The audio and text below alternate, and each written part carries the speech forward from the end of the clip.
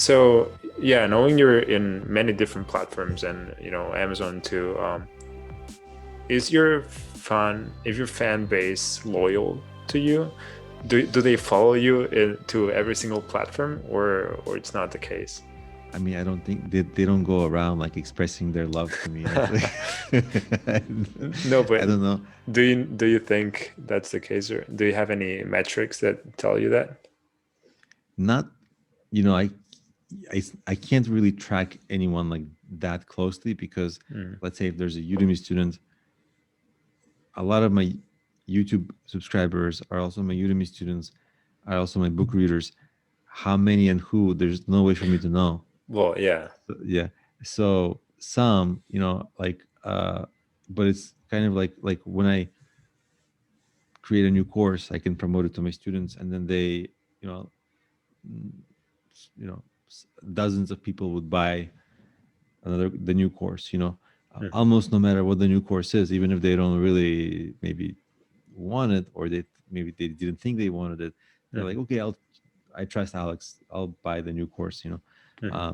So there's a little bit of that, but it's not like I'm not, Mark Cuban, where if he says one thing, a million people will do something. Yeah, I don't have anything like, it's not like that. not yet. Exactly. It will be like that with my music one day. Yeah. So in general, how do you build a fan base at a low budget?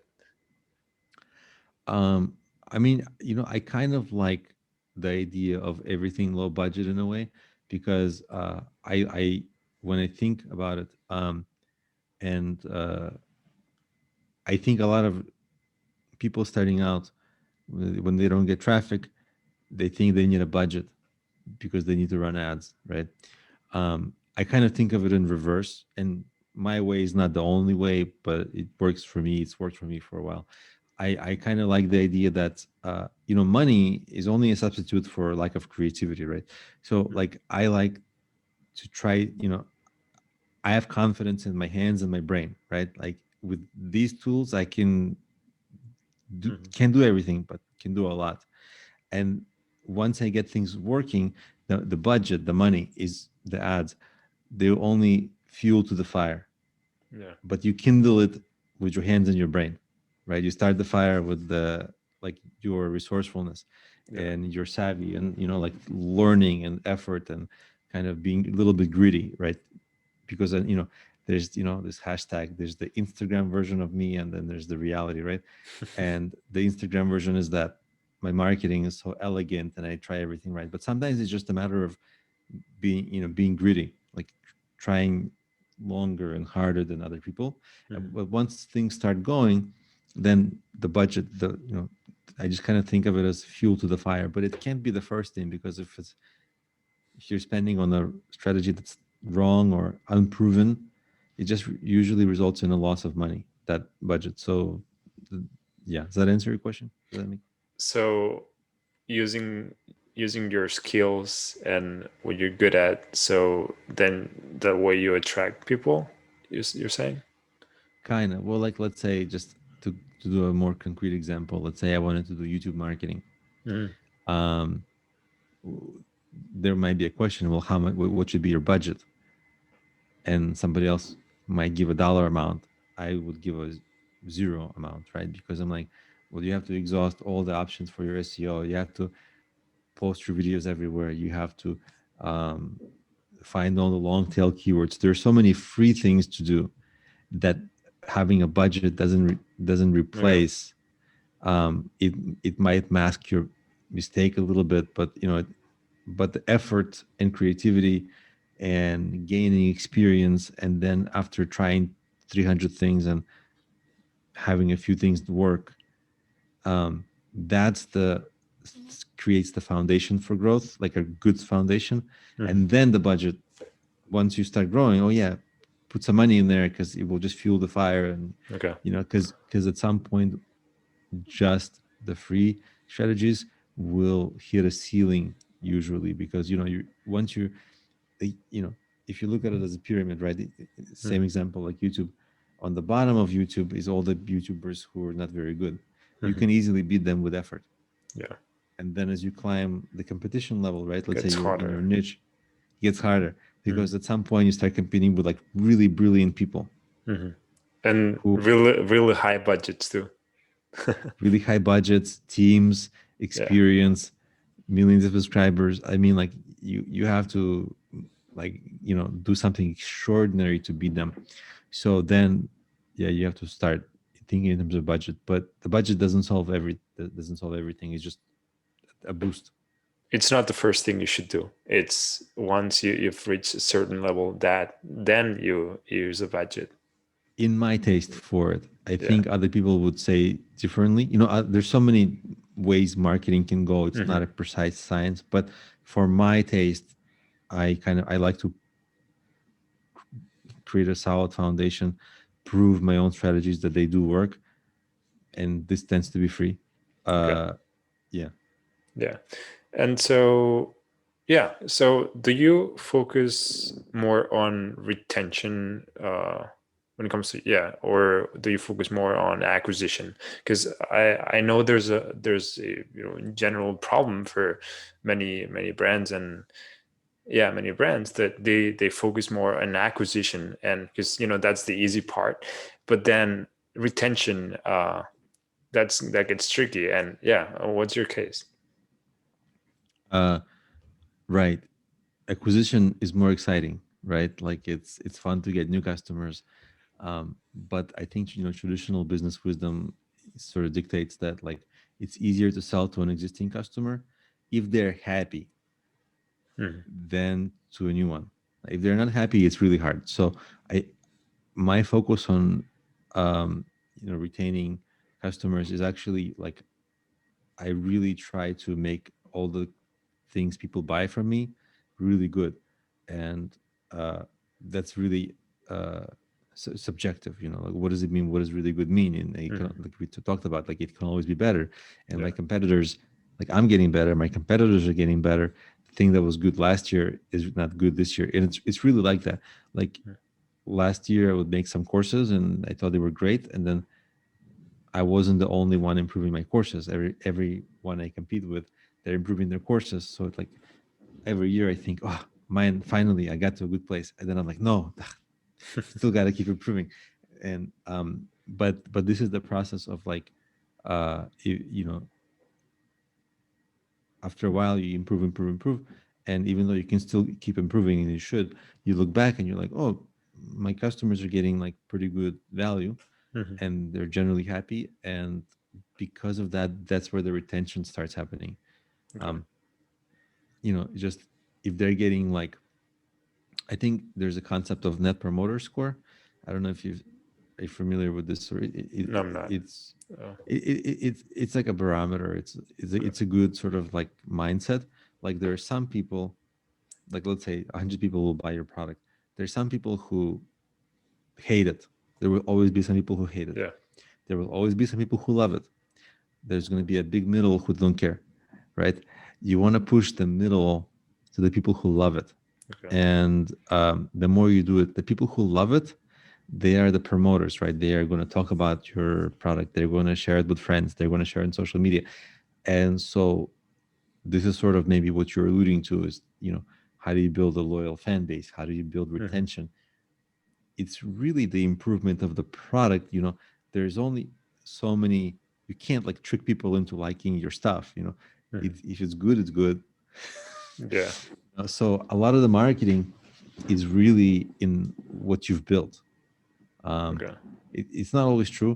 I think like if you have a equal good product, or one even worse, but the other is, the one that's worse is better promoted, Mhm. you know sometimes the better promoted product really does win. it's Mhm. it's a common it's a common thing that happens, but generally speaking, it's so much easier to promote things that are actually good. Mhm.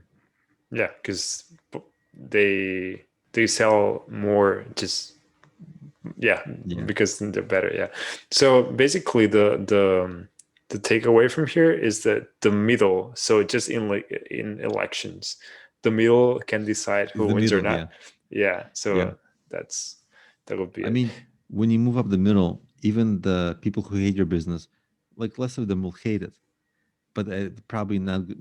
There's a whole thing set of things you can say about the bottom, because the bottom people, a lot of them, they just got the wrong product. Like probably, you know, maybe they bought it. They thought they were gonna get one thing. They got a different thing. Sometimes is you didn't communicate to them effectively, or they didn't understand, or sometimes it's an issue of them making a mistake. And if you provide great support, you turn a bottom person to a top person because they got care and they got the value that they were seeking originally. So the bottom is not also is not always supposed to stay at the bottom, but you know, still every Mhm. no matter how much, no matter how much improvement you do, still some people will be the bottom. But I guess as you improve quality, the bottom becomes thinner and the middle becomes the promoter. So in that sense, you want to push everybody to the better Up. spot. Yeah. Yeah. Yeah. So, what's your customer journey in, most of your businesses, or, you can just pick one. I guess in my courses, which is the thing I focus on the most, um, the idea of the courses, most of the time they're discounted. And my goal is that the person who, buys one course, they like the course so that they buy multiple, right? Okay. Um, and, it's people don't want, like, they don't dream of like spending more money. And it's not like they wake up thinking, I want to spend more money. But I want to kind of create more interesting courses for them, Hmm. um, because I have a large catalog of over 100 courses, and my job is just to present people with things they learn so that they trust me that they're learning good things. And then when I say, hey, get this thing from me, they trust that that thing is good. Okay. And the same with the next and the next, which is really actually difficult because um, it's like they might have been really into one topic, but maybe they're Hmm. kind of into the next topic. So Yeah. it's it's easy to uh, sell one more or two more courses. What's really hard is to get like that level of fan who buys like 20 courses, which Hmm. it sometimes happens, but this is a rare person. But my goal is to just have a person learn with me throughout the lifetime of their business as it grows, right? Um, so that's Hmm. sort of the journey that I'm uh, after. And I guess now that I think about the question was kind of more about So, how does the person even find yeah. uh, in So, J- so yeah. yeah. So from the time you acquire them till they finish your courses, or they buy a book from you, or yeah. I just try to keep people in my ecosystem, like Hmm. just learning more from me, buying more from me. It's kind of that cycle because I just let people know this is what I have, and whenever it's right for them, um, then they get the next thing and the next thing. Sometimes it's for my promotion. Sometimes they have some needs that arise, Hmm. and again, like I try to, like I know who sort of the other instructors are that I compete with, and I always try to compete on integrity. Like if I make a course about something, that course I should be proud of the Hmm. things that this course teaches, Yeah. and they should be able to accomplish things. If that happens, I know I'll naturally do better than most other instructors. And when people have another need, they'll strongly consider my course. That's kind of the extent of it. Okay. Cool. Yeah. Um, what's the process? Now that I know you've made over 100 courses on Udemy, what's the process of making one, and how do you promote them? How do you advertise them? So making them is just a matter of I think at first I think, um, is this would a potential course be in demand? Can I sell it?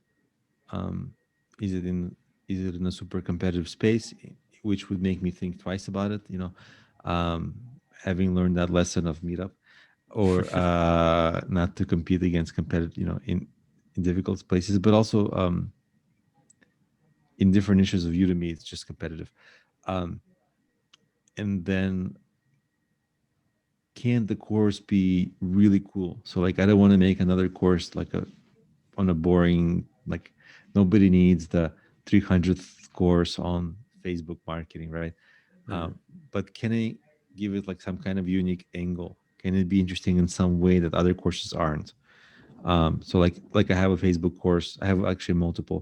One is like how to create a shop right on your Facebook page, right? This is Mhm. new. This is like the before 2020, this wasn't possible. Okay. But in 2020, Facebook kind of moved into direction of like you can do commerce right on Facebook pages and create a shop. And most business owners don't know that they can do this. Mhm. It's just a new thing. Um, and Facebook is building all this functionality where you can check out and buy right on Facebook, or soon or now you can use their cryptocurrency, right? Mhm. So this kind of thing is unique because a lot of even the Facebook instructors don't know that, or haven't updated their courses. So that, I thought, oh, that would be cool. So I made that. And then my main Facebook marketing course is about engagement.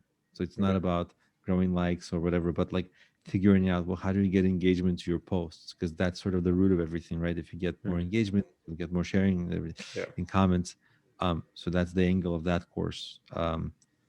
And so So it's I, moving fast before the trend really sometimes goes up. sometimes it's that, but also it's like every course has to be cool in some way. Like if you think back to that, the shipwreck hike, Mm. like that was the coolest event that day, right? So my course, I wanted on the page of courses, when people search like for any topic, I want my course to sound the most interesting and intriguing, Mm. because that's how you get attention to things. Yeah. And if the course is not too intriguing, if it doesn't have a unique angle, I'll be like, well, then if it's not unique, it's a commodity, right? If Mm. it's not unique, then it's like the same old Facebook stuff or the same old, other things. If it doesn't stand out, then it's going to be so hard to compete, and um, then I'm like, maybe I won't make it. But if I can make it cool, Mm. in some way, maybe best in quality, best in strategies, best in catchiness, then I'm like, okay, this can have a life, because again, I can outcompete people on the bottom. It's not a problem, but I want to outcompete the best people, Yeah. and that really takes everything. Yeah. And so, yeah, so following with the SEO, what's the biggest mistake or mistakes people or companies make? Yeah, regarding the SEO. I think not understanding the true intent behind keywords. So like some people would write a blog posts, and those blog posts be like how-to articles, right? Um, I just talked to a client yesterday, and they were talking about they sell chef services, right? Mhm. Which is lucrative. But then they have a blog about cooking. This blog about cooking gives them no actual business. Like the people who read a recipe, Yeah. the thanks for the recipe, they're not hiring the chef. Mhm. So it's like they're getting thousands of views, thousands, to their pages on their blog. They actually have a great blog, but like it's driving no business. Yeah. Um, so um, I think if that level of effort was put into the pages where the chef services were promoted, Mhm. then that business would have way less traffic, but would be way more profitable. Yeah. And so sometimes there's a mismatch versus like of real lucrative keywords and uh, high traffic keywords that are not too lucrative. And I think uh, that would be a a common thing I see is just mm, not deeply understanding which keywords really drive all the revenue. Okay. And what would you say that, so what main points do startups need to tackle regarding SEO? You know? I, I think I think there has to be a careful examination of like what keywords they can rank Hmm. for, because right now it's so competitive. Uh, and if they can rank for some lucrative ones, then Yeah. they should put a big effort into that. I think you saw in my course, I think I give an example of like a 6-figure page, which is one page, doesn't get a lot of traffic. Hmm. It's my course licensing page. um I don't know if you remember that, or if I don't honestly remember where I have that example, but I think I have Yeah. that in the key. I think I'm pretty confident I have that in the SEO course, Okay. where in the keywords in keyword research I show like this keyword has almost no traffic, not almost no, little traffic, but the clients are 4-figure clients. Like the premise is, um, there's companies who, let's say they want to create courses or sell Hmm. courses, right? Yeah. It's a nightmare to create them. They have to buy the equipment, learn how to present, hire staff, da. Takes months, right? Or they can come to me and they can say, I want to use your course. I want to license your course. So they buy the course from me. And because You, I have the you do that. ownership, You do that, right? yeah, Okay. yeah. So for me, it's really easy to deliver Okay. because I just have to share them the Dropbox folder, right? Hmm. And I can charge them a significant amount, because it's still cheaper, way cheaper than they would have to make it. They still would not make as good of a course because I have years experience. Hmm. So for me, that's really lucrative, right? But because it's lucrative, it's competitive a little bit. So that one page is the most important page on my site in terms of revenue, like makes more than all the other pages. Um, Wow. but those clients are, they're corporate clients, so there's not many of them. So it's not a high traffic page at Uh-huh. all, Yeah. but super lucrative. It's a So B2B. Yeah. it's a It's a B2B B2B. thing, Hmm. not only B2B thing, but it takes me like 10 minutes to deliver the sale, Yeah. Yeah.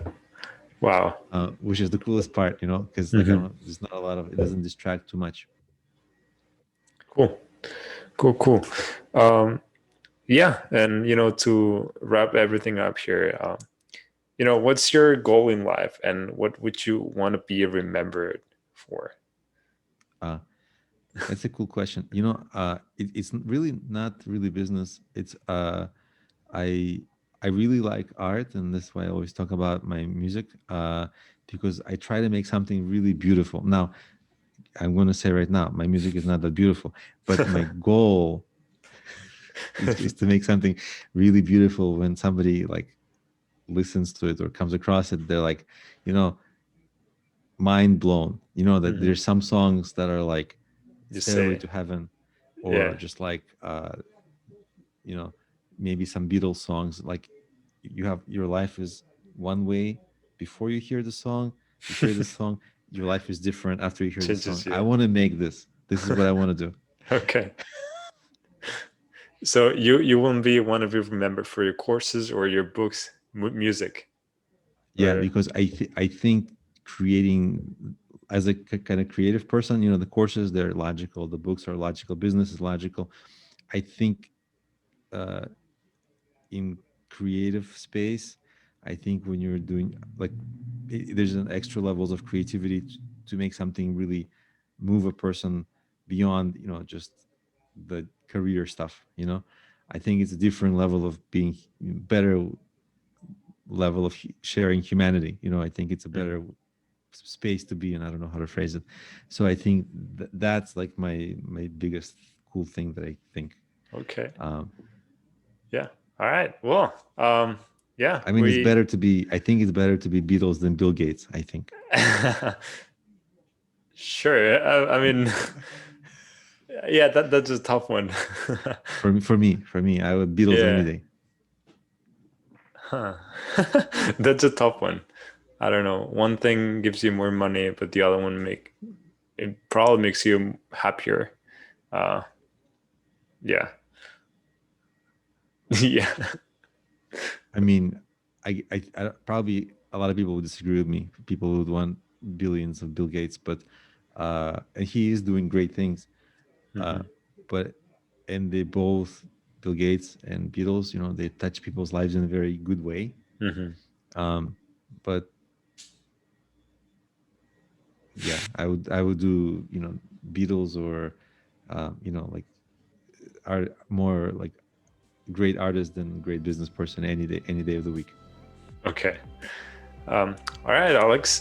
Thanks for coming. Thanks for coming to the podcast. It was a pleasure talking to you. And, I really, honestly, I thought it was really interesting and inspiring for our listeners Thank you, thank you for and to me thank you as well. for Yeah. yeah, thank you for inviting me, and I appreciate you saying that. Yeah. So that's the first business we started successfully within also a Kickstarter campaign where we achieved our goals. We were part of the CGIU program, the Clinton program worldwide within students which are having a social impact on the planet. And the second startup actually founded during that lockdown in March